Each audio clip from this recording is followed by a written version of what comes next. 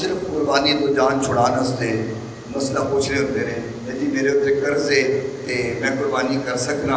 میں قرضہ لانا ہے کہ میں قربانی میرے اتنے فرض ہو جاتی ہے۔ یاد رکھنا بعض قرض ایسے ہوتے ہیں جڑے عارضی توڑتے ہیں۔ مثال کے طور پہ میرے اتنے قرض ہے اور میں سمجھنا کہ اگلے مہینے نہیں تو اگلے مہینے میں لا دینا ہے،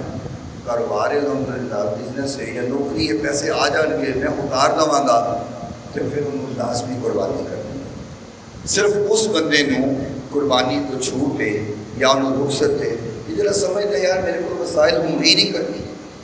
اگلی عید تک بھی وسائل نہیں ہونے،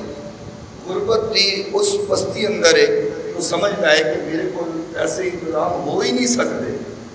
اگر آج نہیں تو کل بھی نہیں ہو سکتے، اگلے سال تک نہیں ہو سکتے، کہ ایسے شخص نوں رخصت ہے وگرنہ سارے ہیلو بہانے نے اپنی جان چھڑانا واسطے، بلکہ میں انہیں سمجھنا کہ کوئی ایسا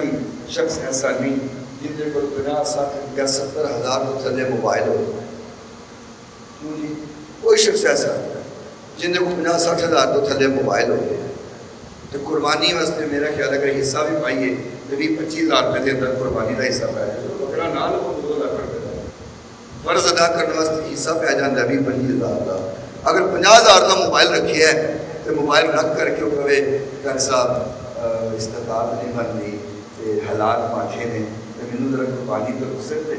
پھر میں نے کہا گا تو موبائل بیچ کے قربانی کرنا، موبائل رکھنا فرض تو نہیں نا صاحب، قربانی کرنا تو فرض ہے، چل تو 50,000 والا یا 60,000 والا موبائل رکھے ہے انہوں بیچ کے قربانی کر لا، 20,000 والا موبائل رکھ لا،